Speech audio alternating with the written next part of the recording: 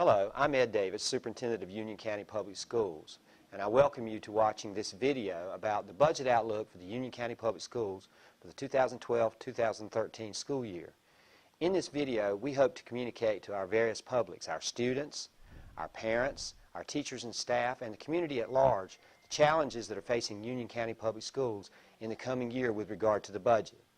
In this video presentation, we hope to outline, first of all, the goals, objectives, and mission of the Union County Public Schools, some of our results, some of our successes, and some of our achievements, as well as some of the cutbacks we've made in the budget process so far in the last few years.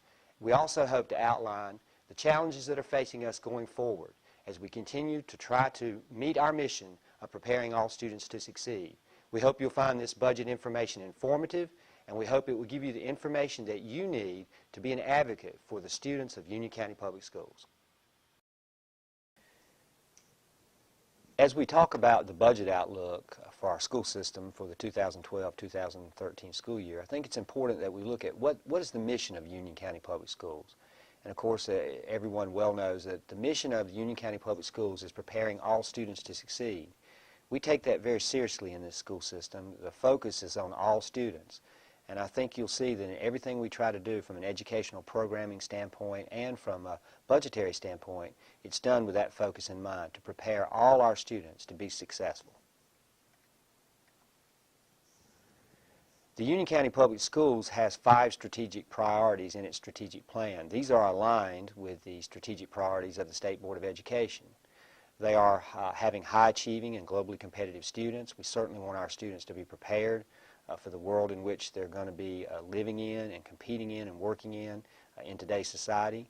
We want to do that with quality teachers and administrators and staff who provide the support and leadership to our schools that's needed to accomplish this goal.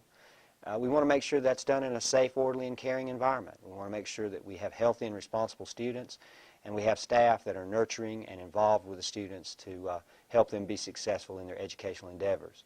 We try to do this with using 21st century systems to be effective and efficient as we possibly can, knowing that we have a limited amount of human, physical, and time resources.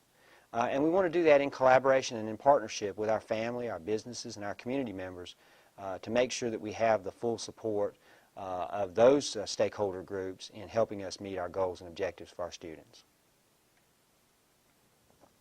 The Union County Public Schools is really focused on globalization, innovation, and graduation as a vehicle to promote and put in action the achievement of our strategic plan and ultimately our mission of preparing all students to succeed.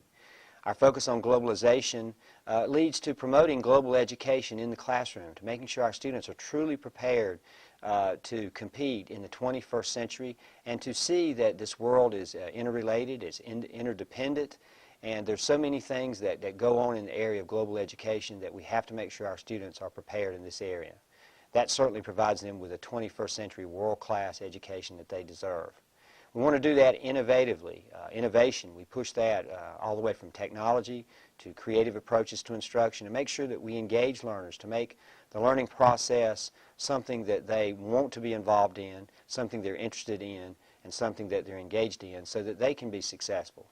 And we certainly want to make sure that we graduate our students. We want to make sure that we provide multiple ways for them to get to the goal of graduation. And we want to make sure that students have a graduation or a diploma that is meaningful, that prepares them fully for what's next, whether that next step be college, whether it be community college, whether it be the world of work, or whether it be military service.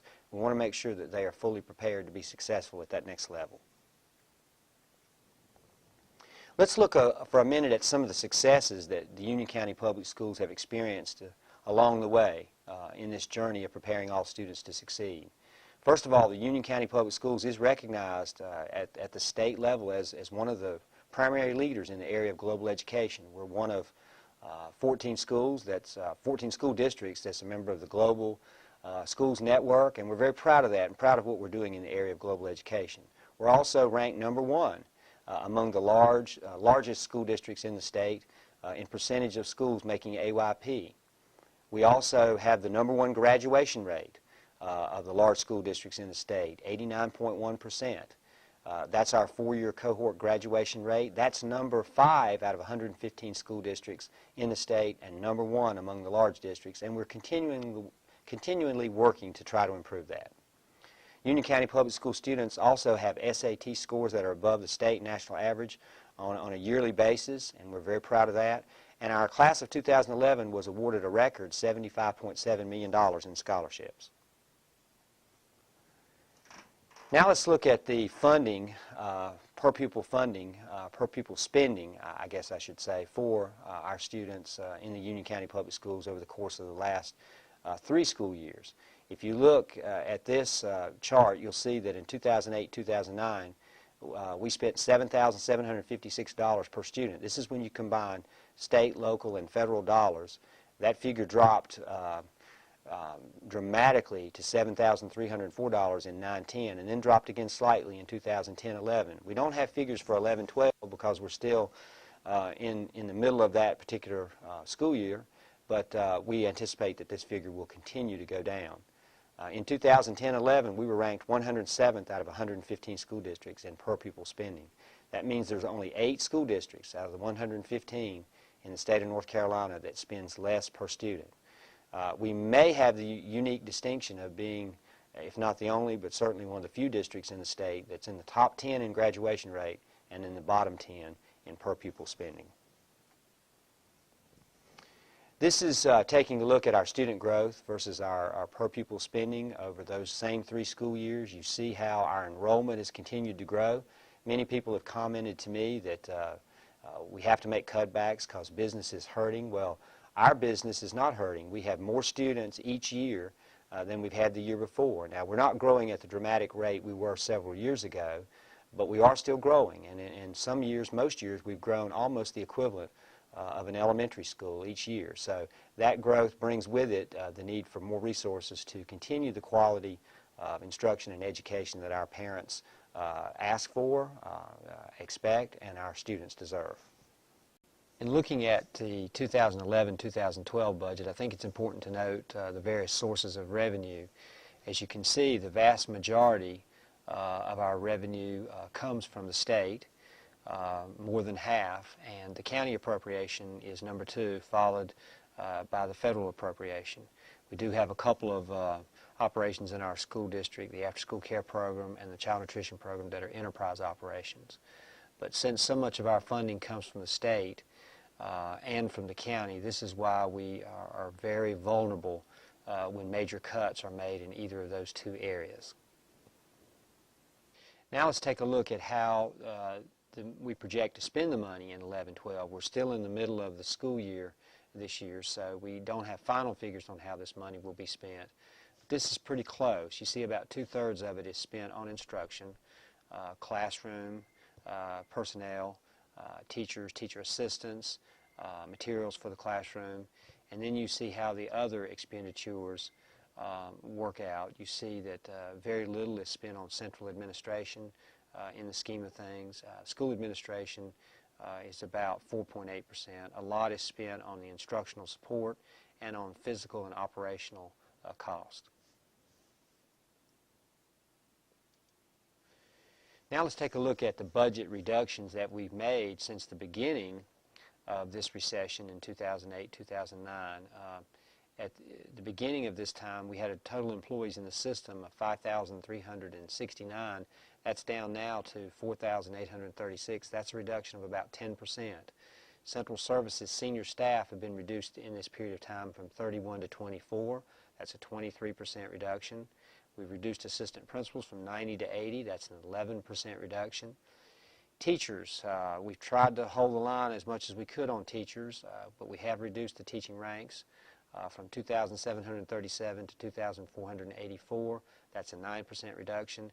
And K-3 teacher assistants, classroom assistants, have taken a pretty good hit on this too. 484 in 2008-2009, down to 375 for this current year. That's a 23% reduction.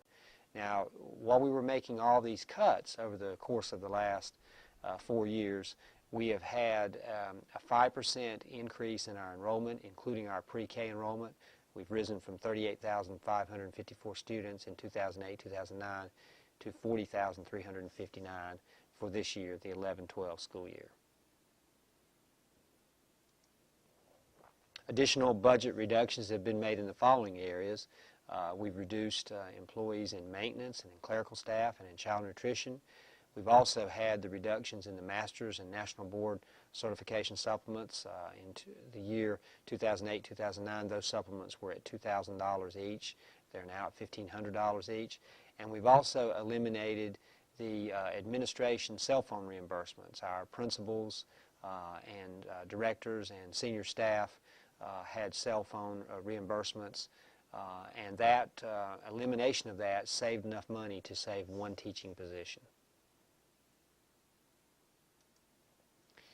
Now let's take a close look at the potential state budget deficit. We have what we call the discretionary cut. What the state does is they allot money to the school district based on your ADM, your average daily membership, and then they apply a discretionary reduction to the system. They tell the system that they need money returned, and we get to choose where that money comes from. We so far have absorbed an $11.5 million total discretionary reduction since 2008, 2009, and that will be carried forward this year with some additional discretionary reduction of $2 million. Now, if you skip down to the third bullet, you see we were able to mitigate that reduction last year because of the $7.6 million in federal EduJobs funding that we were given from the federal government. That money has to be spent by September 30th, 2012, so basically will not help us next school year. That money is being applied to this school year.